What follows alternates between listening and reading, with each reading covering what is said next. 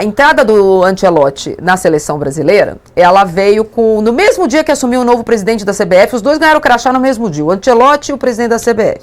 E foi colocada na mão do Ancelotti a esperança de resolver todos os problemas. Em outros programas não é esse caso, muita gente enxergou evolução. Ah, jogamos contra o Marrocos, tem evolução contra o Haiti. Ah, mas olha a evolução contra a Escócia, olha contra o Japão, evolução. E ontem, depois do jogo contra a Noruega, isso me pegou demais. O professor Ancelotti disse que merecia ter ganhado o jogo, que o time competiu, que ele achava que esse time podia competir até a final. Para você que estava no intervalo da Fast TV, você perdeu a cornetada aqui do nosso site, de quem está participando com a gente pelo YouTube. Se você quiser também, entre e faça votos na nossa enquete. Piperno, a avaliação do jogo dele de ontem é muito míope. A Noruega ficou e fez o que ela quis, ela esfriou o jogo. Não deu para o Brasil aquilo que ele queria. 4 vezes durante o jogo. Gente, o jogo tem 100 minutos. A Noruega controlou o jogo. Porque acho que os técnicos de futebol, 99% deles, os de fora e os daqui, acho que é um comportamento padrão, eles têm muita dificuldade com a autocrítica. Ele pode sim dizer que o Brasil competiu até os 67 minutos, né? De uma forma pouco convencional, mas ok, era o Brasil que criou mais. E deixou de competir exatamente no momento em que ele mexeu mal. Então, era o momento também dele assumir que, puxa vida, eu fiz uma tentativa de algo que não deu certo e piorou o time. Mas nenhum deles vai ter esse poder de autocrítica, ou pelo menos de externar essa autocrítica. E isso é muito ruim, né? Porque aí nós vamos passar o tempo todo tateando aí em busca de outros culpados e tal. Então, veja, a responsabilidade maior é de quem comanda. Porque o Brasil não perdeu a Copa do Mundo porque o goleiro tomou um piruzaço e tal. Não. Enfim, não foi isso. O Brasil perdeu uma Copa do Mundo porque cometeu erros que vieram de quem tinha a responsabilidade de não cometê-los. Se não tivesse mexido tão mal, é provável que o Brasil faria um jogo mais igual, mais competitivo, com desfecho, né, imprevisível, porque da mesma forma que tinha a chance de ganhar, enfim, a Noruega podia lá, num lance ou outro, até porque tinha o Haaland, fazer o seu gol, mas enfim, pelo menos seria um jogo mais igual. A partir do momento em que ele destruiu o que ele havia construído para esse jogo, aí o Brasil foi presa fácil. A gente vai ver vamos ler algumas das frases do Ancelotti na coletiva, e aí vamos começar por essa, análise sobre a partida. Óbvio que estamos profundamente tristes, porque acho que fizemos até agora não um mundial especial, um bom mundial. Acho que também o jogo de hoje merecia ganhar. Acho que hoje merecia ganhar o jogo, e quando passa um momento assim, tem que pensar que a derrota é o começo de uma nova aventura. Temos que seguir melhorando, encontrar novas ideias. Não é um fim, é um início de um novo ciclo, esta derrota. E aí, Piperno, quando ele falou isso na coletiva ontem, eu estava ouvindo ao vivo a coletiva, eu fiquei com a sensação que eu tive quando ele convocou o Neymar. A sensação que eu tive quando saiu o nome do Neymar foi assim: bom, essa Copa eu vou fazer o que vocês querem, vou tentar acomodar aí a Parçolândia, a geração Neymar, Marquinhos, Casimiro, vou tentar fazer disso um time e a próxima Copa é a minha. Como se ele se exime um pouco da responsabilidade desta Copa, ele pega exatamente o que ele teve, só um ano, não sei o quê. Porque assim, a frieza com que ele trata um novo ciclo, nem na Itália que não vai para a Copa dava para fazer, hein?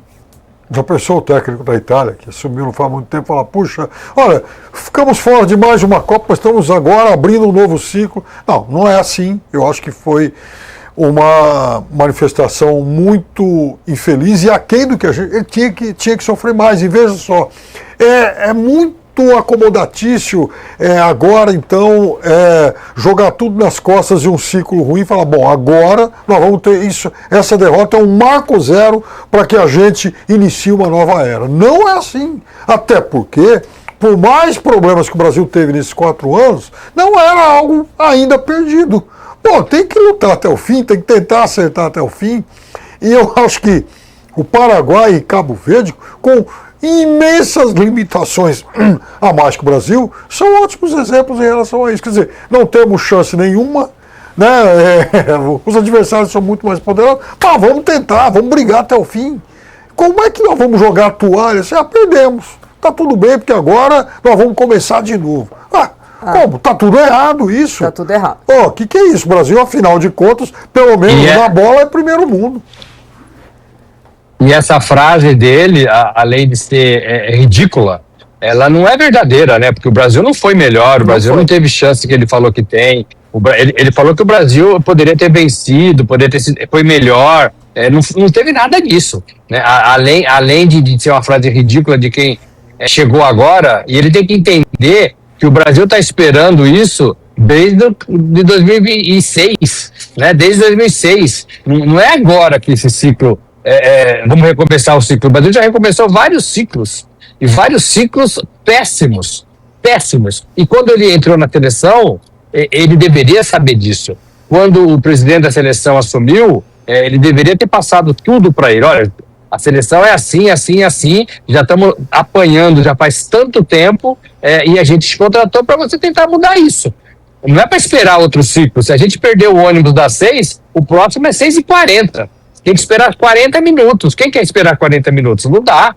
Né? Então, assim, ele foi mal. Ele foi mal na entrevista, ele foi mal no esquema tático, ele foi mal nas escalações, e ele não entendeu o que é uma seleção brasileira numa Copa do Mundo. E ele não entendeu a ansiedade do torcedor brasileiro em quebrar essa sequência de maus resultados, de fracassos. Né? Ele não entendeu isso, e não entendeu. Agora ele está falando em começar do zero. Isso não cabe no sentimento do torcedor brasileiro nesse momento. Não cabe. E o Neymar foi a prova de tudo isso, né? Porque ele comprou a ideia de um projeto que o Neymar e o seu pai inventaram, desde que eles foram mandados embora do futebol saudita, desde que eles foram tirados, né, de cena do futebol saudita, por uma frase muito simples do Jorge Jesus: ele não tem condições de correr igual meus outros jogadores. É simples e é forte essa frase. Desde então, não mentiu, desde então o projeto Neymar é ir para a Copa do Mundo. Então ele convenceu todo mundo, e talvez o Ancelotti tenha sido o último, mas também foi convencido de que ele deveria realizar esse projeto, que é disputar 4 Copas do Mundo. E ele fracassou em todas. Neymar lidera uma geração fracassada em Copas do Mundo. E ninguém percebeu isso, né? E o Neymar jogou a primeira, jogou a segunda, jogou a terceira e agora jogou a quarta. Somando os minutos que ele jogou, não dá meio tempo. Então o Neymar, para mim, foi a grande mentira dessa seleção brasileira, abraçado pelo treinador, pelo Carlo Ancelotti. O Ancelotti, que deu respostas curtas, né? Acho que ele usou desse expediente muitas vezes durante essa Copa, inclusive para fugir um pouco dos assuntos ou para não se aprofundar nos assuntos. A gente falou aqui de respostas rasas em outros momentos, não só agora no momento da eliminação. Mas ontem ele foi perguntado sobre o que ele queria na substituição do Neymar. Qual foi a ideia que ele teve quando ele colocou o Neymar? Aí ele acho que o jogo, por uma parte, foi um bom jogo, tivemos muitas oportunidades na primeira parte e na segunda também. Quando estava 0-0, depois das mudanças, aí ele estava a pergunta sobre o Neymar, era para colocar mais frescura, dar mais profundidade, para tentar ganhar o jogo. Não, né? Não. Porque o Neymar não deu profundidade nenhuma, ao contrário, tirou a profundidade do Vinícius e tirou a profundidade do Endrick. Quando entra o Neymar de falso 9 e ele fica correndo... A gente tem uma imagem que eu coloquei nas minhas redes sociais do Neymar correndo atrás da bola, parece um bobinho. Porque a bola não chega nele, não tem meio de campo para a bola chegar nele. Ele não era o arco nem a flecha, Piperno. Ele não era nada. Não, ele não era nada, não. E eu vou concordar com o Robson que um dia eu fazia lá um programa e tal, e eu disse que essa era uma geração fracassada em Copas do Mundo, né? Neymar, Alisson, Danilo, Casemiro, essa turma toda está no 3º Mundial, o Neymar no 4º. O Neymar, no 1º Mundial, o Neymar de fato chega bem, e toma uma pancada, eliminado lá daquela Copa do Mundo por um lance desleal do colombiano Zúñiga, e aí o Brasil perdeu o seu melhor jogador, depois lá contra a Alemanha também ficou sem o Thiago Silva, e aí a consequência todo mundo sabe. Mas Então lá ele não teve responsabilidade, mas diferente de 18, 22 e agora. Tá, mas então, só uma coisa, ele não tem responsabilidade no 7-1, mas ele não era o melhor jogador da Copa até aquele momento. O Brasil passou com sufoco pelo Chile, ganhou roubado da Croácia, fez um bom jogo contra o México. Ele não tem culpa de ter saído machucado, evidentemente que não, mas não é porque ele estava em campo que o Brasil era favorito naquela Copa. Não, isso não. Não tinha jogado nada também. Não.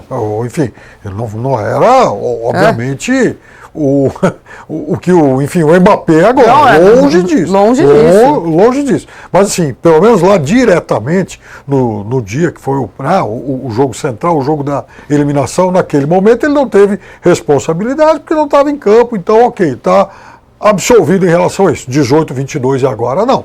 Aí ele era a figura predominante. Mesmo agora tendo jogado pouco, ele entra justamente no pior momento da seleção. Porque, veja, o finalzinho do jogo do Brasil, os 20 e poucos minutos em que ele ficou em campo ontem, foram equivalentes aos 30 minutos iniciais contra Marrocos.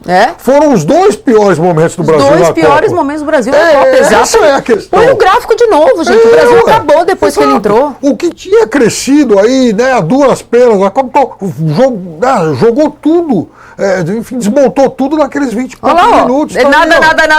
Aí no finalzinho, depois já estava 2-0, tem aquela tentativa no final, quando sai o pênalti que ele bate. Mas a entrada dele não é só ele, o fato do Brasil ter ficado todo desarrumado, aí a Noruega foi pra cima e adivinha o que aconteceu? 2 gols do Haaland.